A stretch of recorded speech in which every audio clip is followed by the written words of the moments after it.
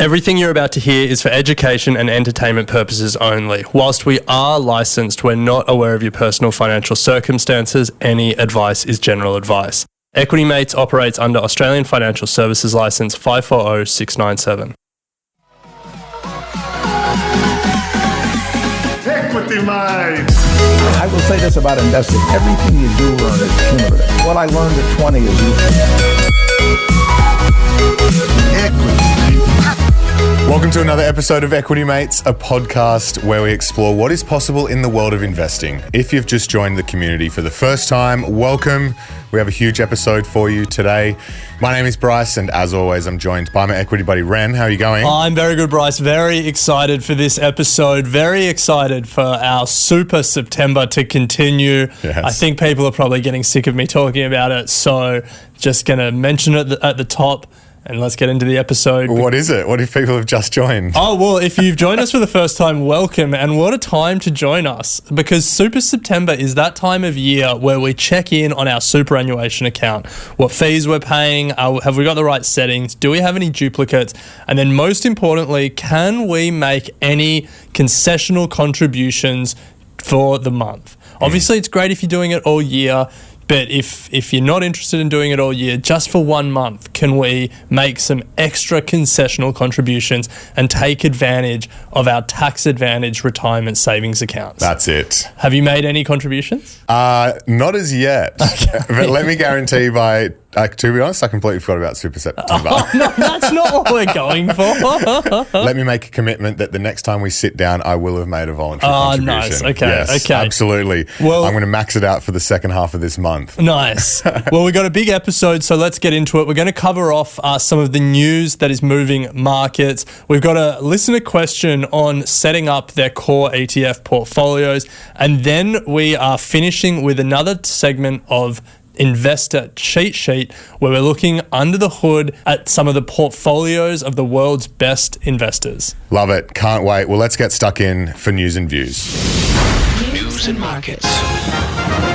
Well, Bryce, the biggest news of the moment. In Springfield, they're eating the dogs. The people that came in, they're eating the cats. They're eating the pets of the people that live there. And this is what's happening in our country. And it's a shame. Trump losing the plot. We had the presidential debate. At the time of recording, the presidential debate was yesterday, Australian time. We were actually watching it in the security line at the international airport in Sydney. You'll understand why when you tune in to get started investing over the coming weeks, because we were filming with Singapore Airlines. But yes, now I'm not playing that to talk about the debate or make any political statement, but I just found this interesting. You'll often hear who won the debate in the news coverage afterwards, and they'll poll likely voters or something boring like that. Here's how we can assess as investors who won the debate, how the share market moved. So here's how the share market moved after the debate. Trump Media and Technology Group shares fell 17.8%, 17.9%.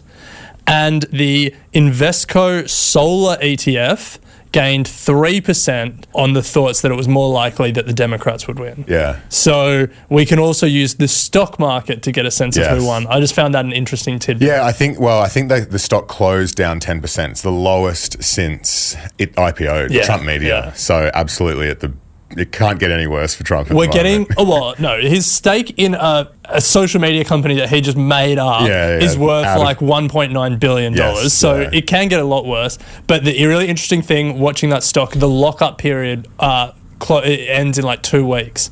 So Trump will be allowed to sell part or all of his shares. So it'll be interesting to see what he does. Yes. But look, anyway, we're not here to talk about that. I just wanted to bring that to the table. But 2 big news stories we want to cover off today.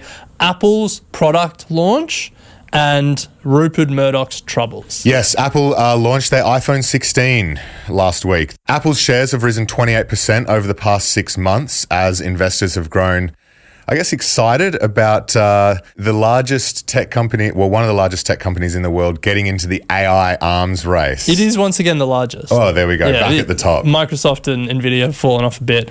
It was getting into AI. That was the story. The last 6 months, it's coming. iPhone 16, it's coming. Apple's going to get into AI. It's going to change everything. The announcement happened. Did it change everything? Well, everyone knew what the announcement was going to be, so Like, they'd front run that. Well, they didn't know the specifics of how they were going to be integrating AI. That was the question. I mean, that was what all the hype was about. I guess so, but like, how much can you really do it beyond what we already experience with AI? Is my point. Like, it's going to just be a recommendation engine in your iPhone. Well, that's what it was. You're right, but we didn't know that. Like, there was hope that Apple would do something that was more innovative or different. I guess, but like, yeah. I wasn't. Let me put it this way. I wasn't hanging hope there was going to be some whiz bang thing. To me, it was the announcement came when they said we're going to do we've partnered with OpenAI. Yeah, I guess like Apple are the masters of taking technology and applying it to consumer applications in really elegant ways. Okay, well, what did you find interesting about the AI thing? Well, I think. Look, you're right. There was nothing interesting. We didn't know it wasn't going to be interesting. Sure. Is my point. But look, I think you're right. Shares initially fell 2% on the announcement. They recovered to be flat for the day, but I think investors kind of shrugged. Yeah.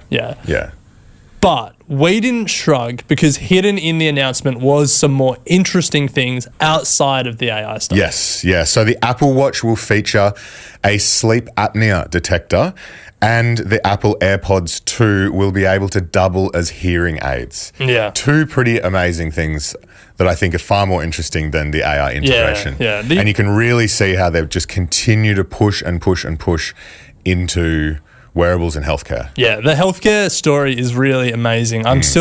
They've been working on this blood glucose monitor for a while with the Apple Watch that wouldn't require diabetics to prick their finger and draw blood. That's amazing. And it's a crazy story. Like, secret startup for 10 years, not affiliated with Apple, and it's almost there, which is pretty cool.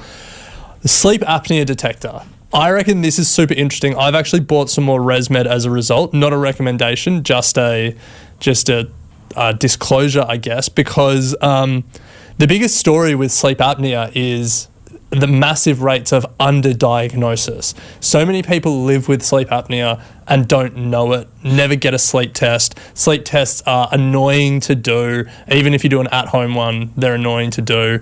And so a lot of people just snore through their life. They stop breathing when they're sleeping and they just don't even realize it, and they don't do anything about it. If the Apple Watch can start telling people you have sleep apnea, the rates of diagnosis are going to increase. And ResMed and Fisher & Paykel Health are like the two big players in the space. But riddle me this. Okay. There are applications that already do that. The Whoop will tell you what your breathing cycle is during the night. Who wears a Whoop? What I'm saying is, again, this isn't, the way that they've framed this, sleep apnea detector, good marketing. Oh, but the functionality. Wow. Apple are taking functionality that people have already built and claiming it? No, I'm not saying that. That's not a new story. But I'm saying the functionality. That's a 20-year story for Apple. I'm saying the buy ResMed is like, Apple Watch tells you this already, is what I'm saying. Like, No, the Apple Watch doesn't. Doesn't tell you breathing pattern? Doesn't tell you this sleep apnea thing. Like, if you stop breathing when you're sleeping. Right, okay. Well, there are other I'm sure there devices, are others. like Whoop. But that's not the reason that ResMed becomes more interesting. The reason that ResMed becomes more interesting is because more people wear the Apple Watch, and therefore more people will get told. I get it. Like, I don't care. I'm not buying Apple. I just want more and more, for my selfish investment reasons, I just want more and more people to find out they have sleep apnea. The second part, Apple AirPods 2 doubling as a hearing aid. That is pretty amazing as well. Yeah, it is pretty amazing. Yeah. The AirPods potentially ruin our hearing by the amount we put our headphones in and listen to things too loud, and now they're going to save our hearing. True. Maybe not so good for cochlear. Yeah, I've put that as a throwaway line in our email. Probably fine. People aren't going to substitute actual proper hearing devices to always wear AirPods around. Yeah. They'll improve, but yeah. In other phone announcements, though, just to close out the phones, China's Huawei have unveiled the world's first tri-foldable phone called the Mate XT. Maybe we should have it here as our staff phone. They reckon they already have 4 million pre-orders. We definitely should have. Mate XT. Oh, come on. So here's something that annoys me about this. It's pretty cool. Have a look at our email. We included a photo, or just Google it, of the phone. They call it a tri-fold phone. It's only 2 folds, though. It's three screens. So it's bifold. Sure. All right, let's keep moving. Rupert Murdoch's succession troubles continue.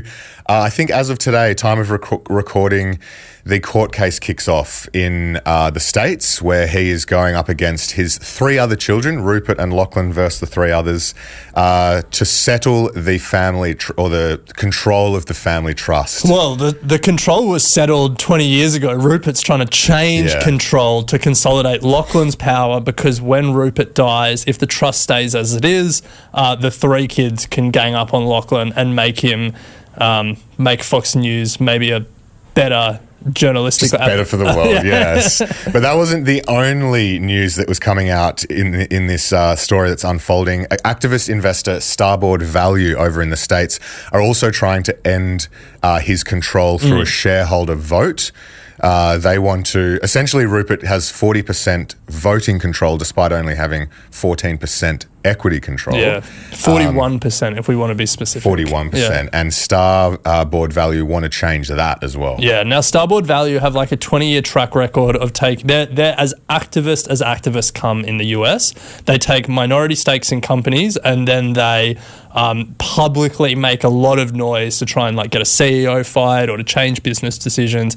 And they've had success over the years. They have had CEOs fired.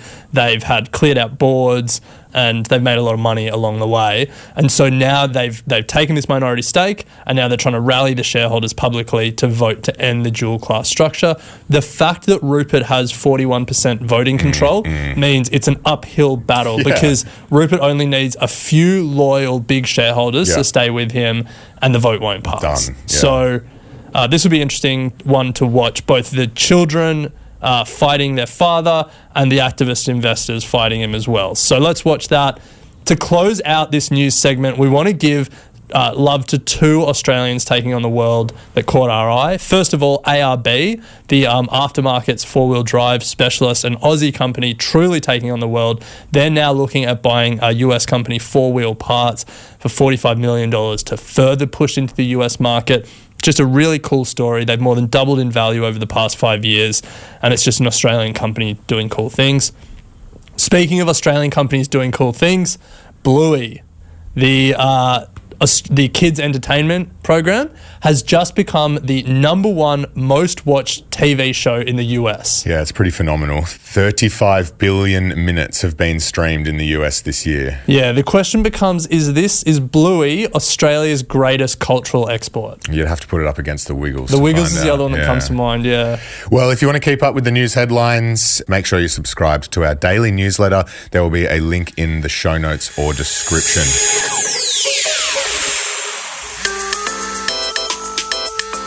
G'day, equity mates. Bailey here. I just had a quick question about portfolio weighting and sort of moving out of your initial investing period. So initially I purchased an S&P 500 and then the A200 ETF.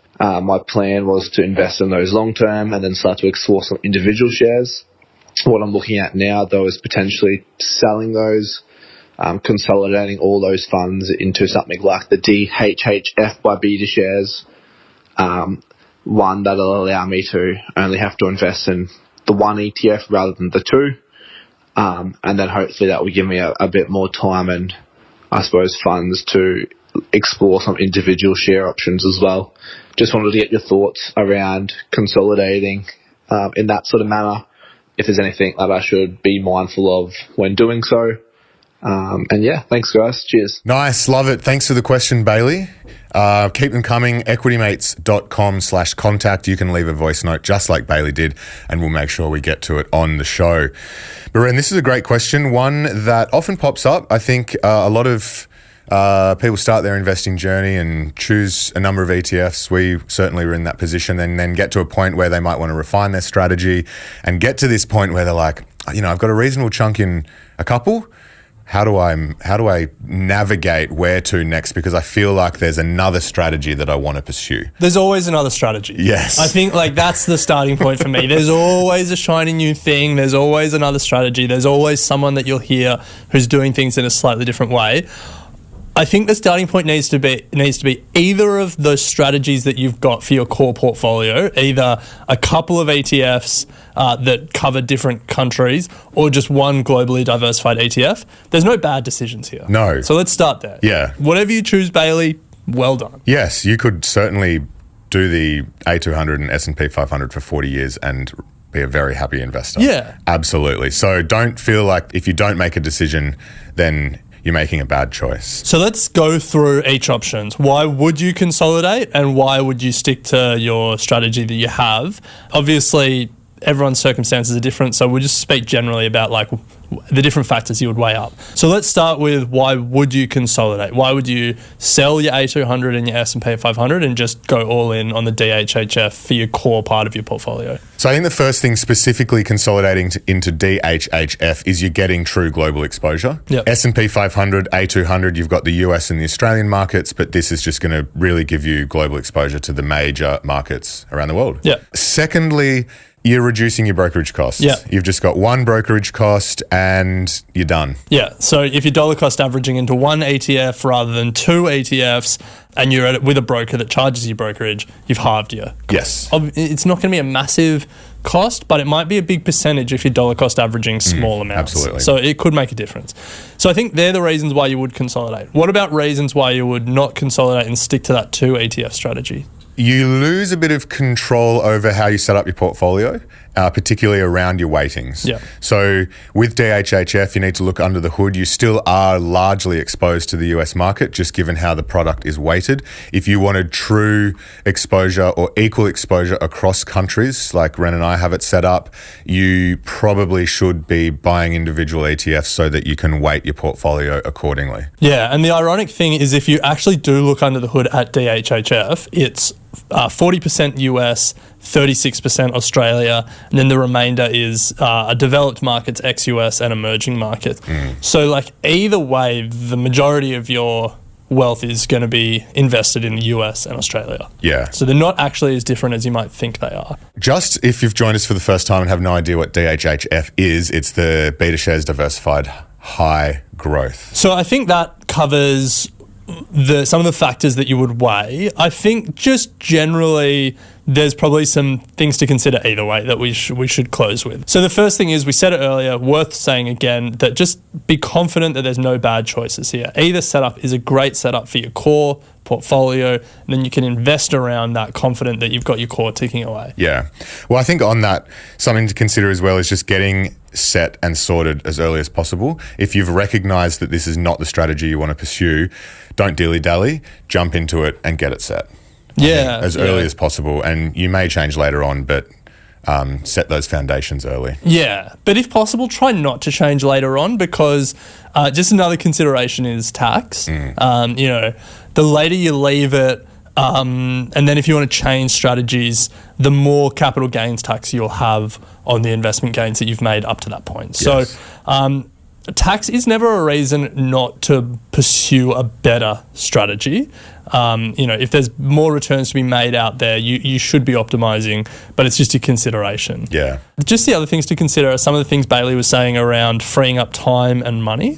I think two ETFs or one ETF, you should really be investing the same amount. You should have a plan where I'm going to take this much from every pay and invest it into my core, and then maybe put a little bit more aside from each pay for satellite investments, individual stocks, whatever it is.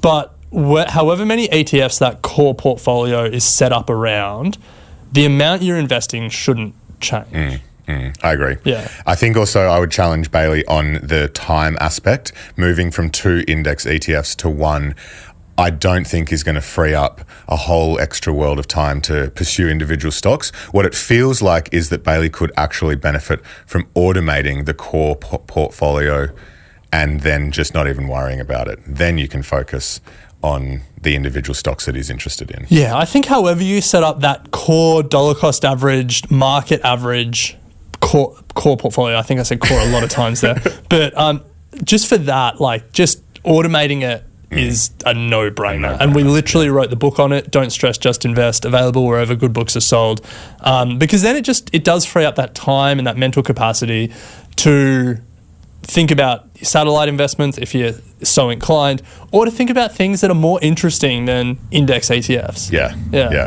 Well, Bailey, thank you so much for the question. As I said, if you have a question that you would like us to answer on anything money or investing related, head to equitymates.com/contact. You can leave us a voice note, you can write in, and we will make sure that we get it on the show and answer it for you. We're going to take a quick break, and right after, we are jumping into Cheat Sheet, having a look under the hood at the world's leading investors' portfolios. We'll be right back.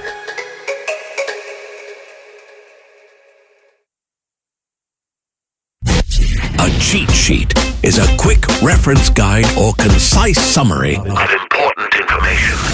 Welcome back to Equity Mates. This is a segment we launched a couple of weeks ago, Cheat Sheet, where we look under the hood at the portfolios of some of the best investors, celebrities, politicians, you name it. And today we are going to look at Caledonia Investments. They are an Australian-based global investment manager, and we're going to have a look at their main fund, Caledonia Investments. Yeah, now this is from their 13F filing. They're big enough that even though they're not American, they filed this 13F in the United States, and that makes public every quarter their shareholdings, what they've been buying and selling. It's not a full accounting of everything they own, but it does give us a good view into some of their bigger positions.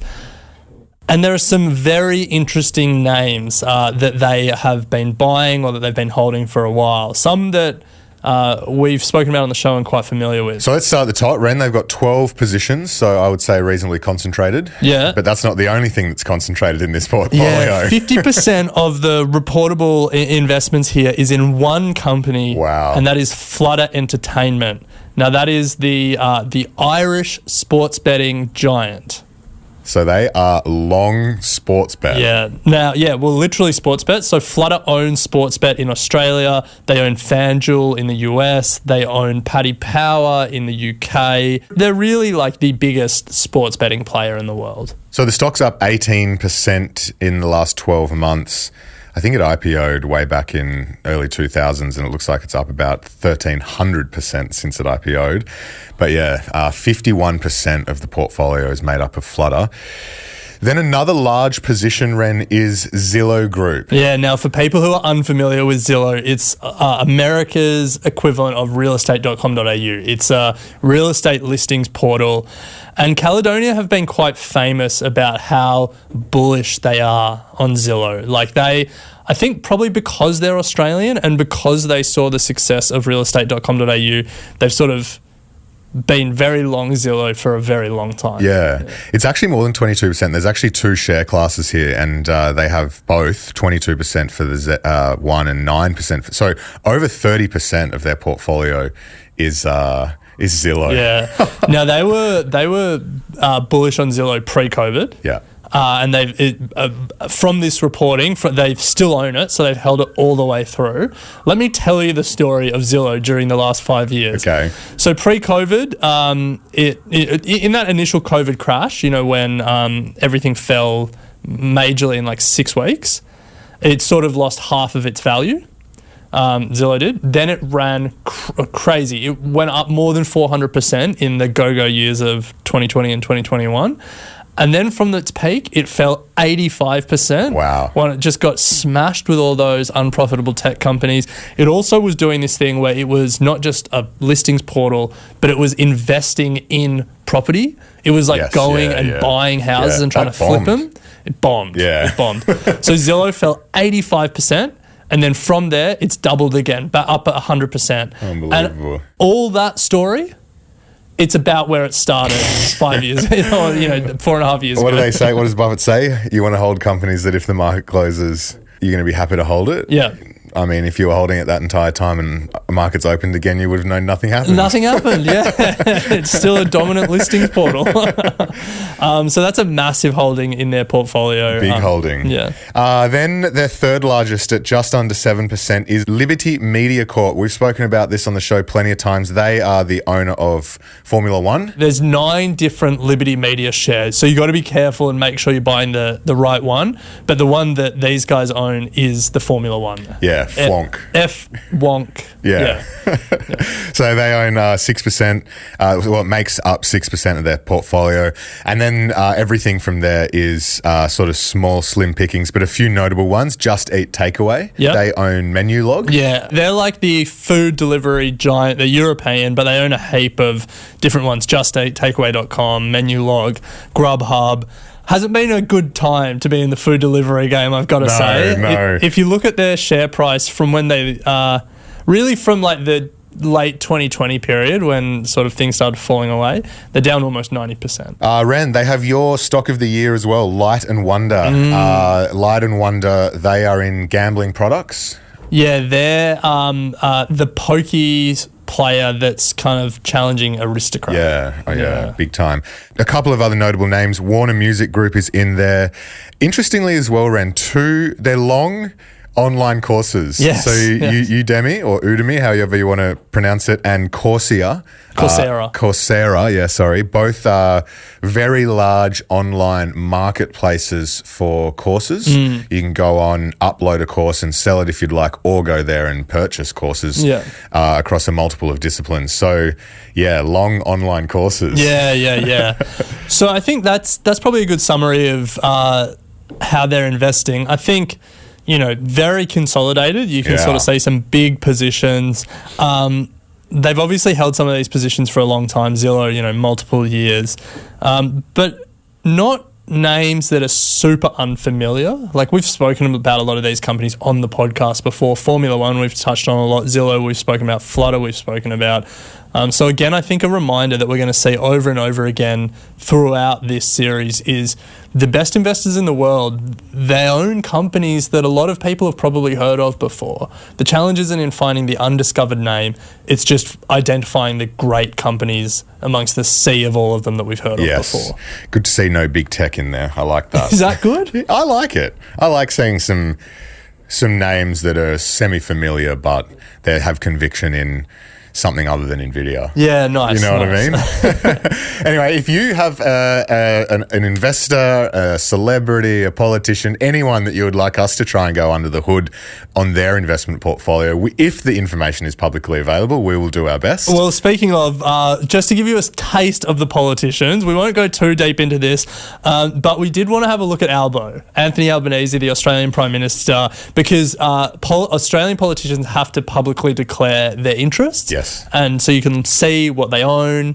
Here's something that's a bit disappointing from our Prime Minister. Yeah. No shareholdings. No shareholdings, Ren. Equity investments. No managed funds. No individual stocks. No ETFs. What is this guy doing? Let's send him a copy of our book. I know. Unsurprisingly, he does have 2 investment properties. Yes. Just like almost every other politician on the list. Yeah. We had to scroll a long way before we found a politician who was invested in equities. And this is the structural issue with this country, that they're all so long housing and so short equities, they don't have enough skin in the game to give a shit about what goes on in the share market. Yeah, if the political incentives around the stocks only going up were the same as the political incentives around the Australian housing continue to go up, yes, God would have a much more popular podcast. Yes. But here's something fun. It looks like Albo got involved in debt recycling in 2022 because his house in Marrickville changed from a owner-occupied to an investment property in 2022. Nice. So he must have remortgaged or, changed the mortgage to... Well, I guess in 2022 he also moved houses into the taxpayer-provided accommodation. But yeah, 2 investment properties. Had a third, a unit in Canberra, which he sold.